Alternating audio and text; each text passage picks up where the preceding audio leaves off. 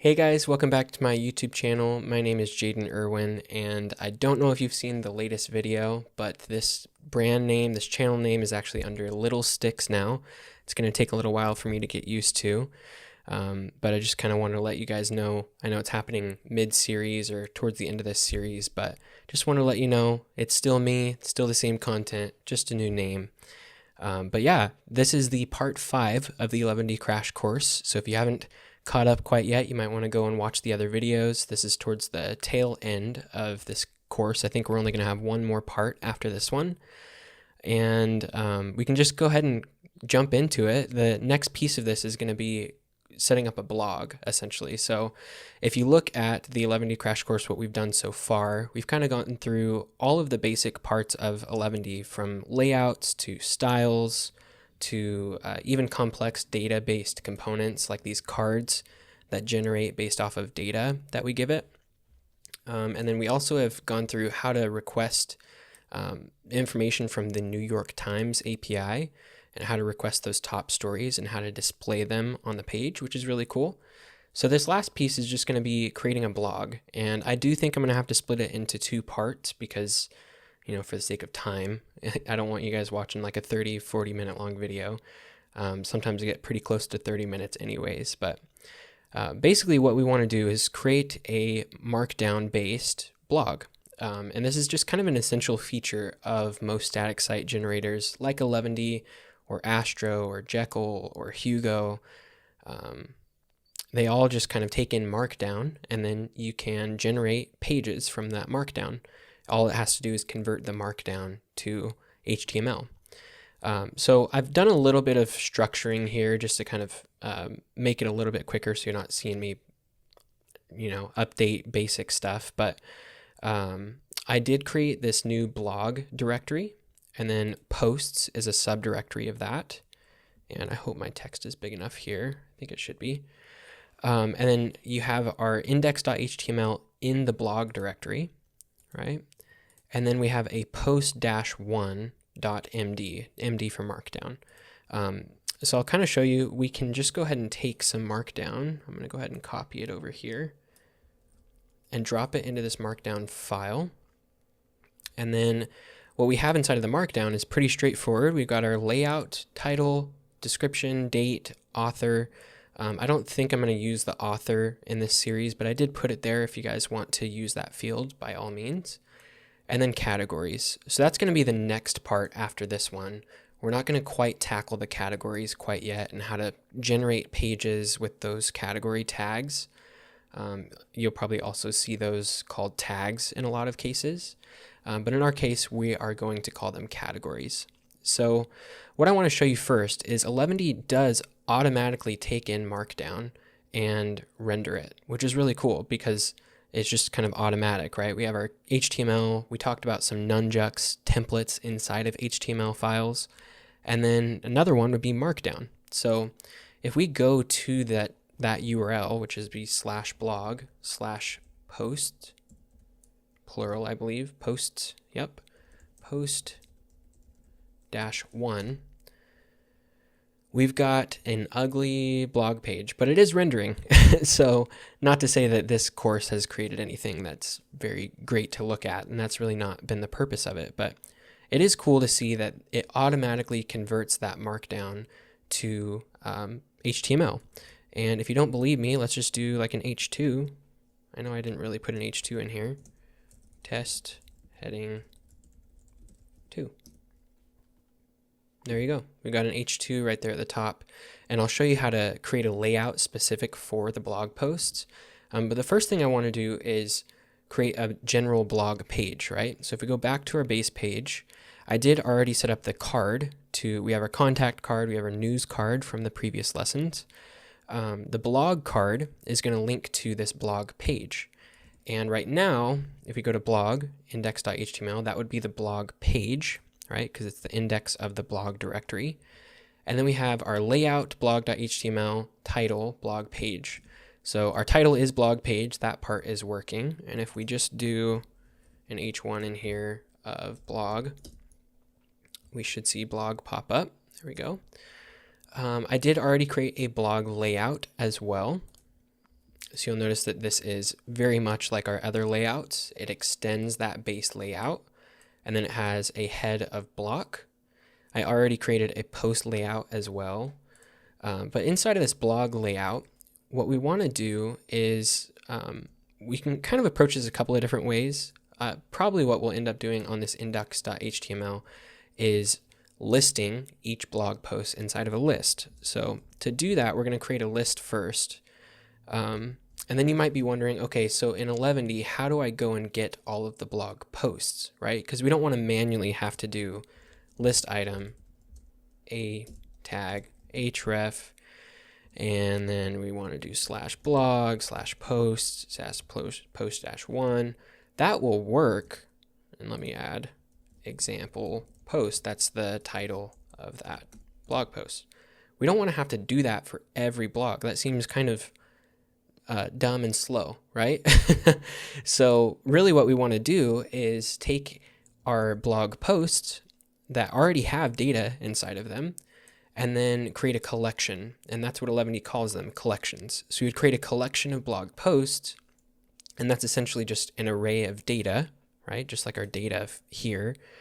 And that collection of posts would have all of the information about what the page that it's on, like the URL that blog post is at, the title, description. It would have all of this information in it.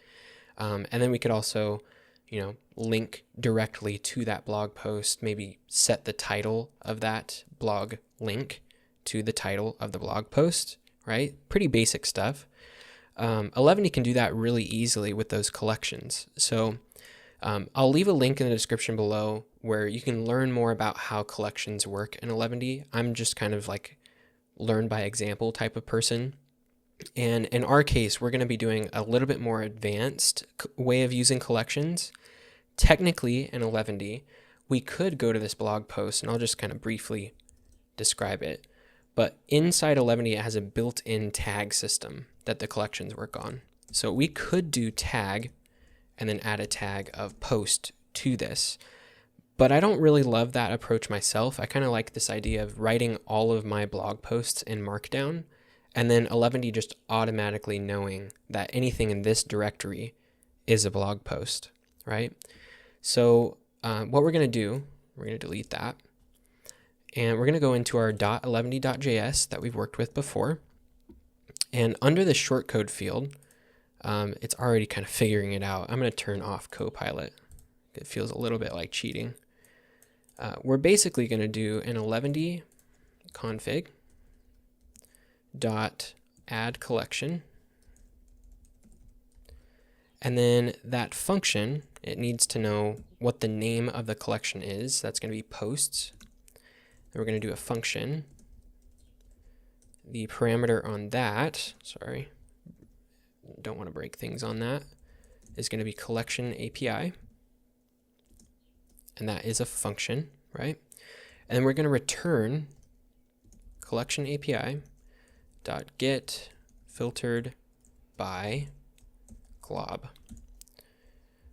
And that is a function. Let me make sure I spelled everything right. Get filtered by glob. And this is a glob pattern. If you haven't seen glob patterns before, you might want to look it up. But glob patterns are basically a way to set a path, or usually paths. It can be a few different things, but a path that has a specific type of pattern to it. It's similar to regex, but not quite like regex. Essentially, we want to go to our source.blog/posts, right? That directory, source/blog/posts. And then we want to say any subdirectory of that, even if it's nested down inside of another level, we want to get all of, so that wildcard.md. So any Markdown file that's inside this source blog posts directory. That's all that's doing. So this collection is automatically going to be created by Eleventy by anything that matches that pattern, get filtered by glob. So I am, just to be safe, going to kill our server and rerun it. Now we should be able to access the collection of posts automatically now. We can test this theory if we go in here. This is where some more nunjucks is going to come in. We're going to say for and then we're going to do for post in collection dot posts. That's our collection. So for every post in the collection dot posts, we want to do a list item. This is where the patterns are nice. Do an a tag in there, and then let's do post dot title.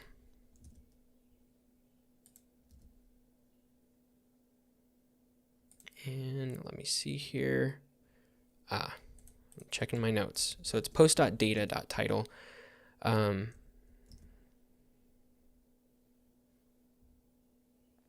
Is our collection working? Is a good question here. So after a little bit of troubleshooting, this is development in a nutshell right here. It is collections.posts. So for post in collections.posts. There you go. Everyone makes mistakes. Post.data.title. So now we have our title of our blog post. Now we want to link to it, right? So ahref equals, we're going to do nunjucks inside of here, post.url. And there you go. Click on it, and that automatically links to the blog post. And if you want to see that this collection is actually working, let's just go ahead and create a post-2.md. And still the layout, let's do example blog 2 and change this to 0831. How about that? So now if we go back here, refresh, example blog 2, post-2. So this collection is working automatically. So if you add 100 blog posts, maybe you're a blogger. I'm personally could do better at blogging, but maybe you are. It'll basically automatically create that collection and update that collection, right? So as you add more blog posts, it will automatically just get that list of blog posts. And you can do some other really cool things with Eleventy called like pagination. So let's say you do have 100 blog posts and you don't want to display a preview of 100 posts. Well, you could do pagination so it gets 10 for every page. I'm not really going to go into that, but basically use Eleventy's pagination documentation to get through that. So now we've got our blog page working. I'm going to go ahead and close those. We do have a layout for our blog posts, right? So layouts post.html. We're not using that yet though. In our blog layout, we're not really using either, but if we wanted to do specific CSS on that blog page, we definitely could, right? Do blog.css or something like that. But that's just kind of set up, putting a separate layout for our blog page. But we do have a post layout, and we do want to use that. So since this Markdown file is set to use this post layout, we do want the blog to maybe look different than the other pages, right? So if we go to post.html, let's do actually what I just copied. So link rel style sheet, href equals, and we're going to do css post.css. Post.css. And let's go back to this layout. And you might notice if you look at our layouts a little bit that they're not accounting for this Markdown type content. And the easiest way to do this is to actually create a new block, call this block content. We're still going to pass in this content safe that we did from, I think, the first video in this series, but this block of content is wrapping this content safe. So content safe will still get passed in there automatically, but now we have this block that surrounds it. So what's cool about that is the same way that this block head works, we can use block content. And now we can pass in the content of the page. So we want our H1 to actually be the title of the blog post. So to do that, we're going to use nunjucks. And the title is getting passed down automatically. So if we go to our example blog, there you go, we've got our post 1, right? And you might notice, well, where'd all of the blog content go? Where'd all the Markdown go? The way to fix that is to pass in the content. And this pipe, you can learn more about nunjucks maybe in some other videos, but this pipe is going to say content, and then we're kind of setting this filter on the content saying that it's safe. So anything that's passed in as content is safe. So it just treats it as HTML, renders it as HTML. There we go. But we might want to wrap this, maybe even all of this, to be honest. Let's do wrap in a div, and we could even wrap it in an article actually. Class equals post content, something like that. Now we're going to do post underscore content, max width, something like 960 pixels, margin 0 auto. There you go.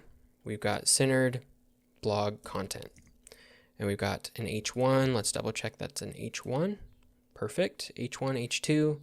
We don't really have a whole lot of styles on here to make our H1s look different than our H2s, but they are H1 and H2 here. And yeah, we've got our P tag, we've got our image automatically rendering, which is awesome. And there's our post layout. So if we wanted to do more to this, we could, right? We're getting the date off of that.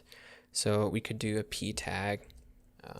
I think semantics, we should also wrap it in time, but then this would be date. I like to put spaces around my stuff too. It makes it a little bit easier to read. And there you go. So example blog, and then the date that blog post was published. And you can use nunjucks and use Eleventy's filters to pass this in and kind of automatically change it to, you know, Friday, July 30th, the way that it could spell it out and actually be a little bit easier to read of a date. That's an automatic feature that you could set up. But there we go. We've got our example blog 2, got a blog post, got an image, example blog 1. All of that is automated to our layouts, and we can just go ahead and write 100 blog posts. So I think that's it for this video. I know that's quite a bit. I don't really want to go too much longer. And like I said, in the next one, we're going to go in the categories and set up the category pages. But yeah, thanks for following along, and I'll see you guys in the next one. Peace.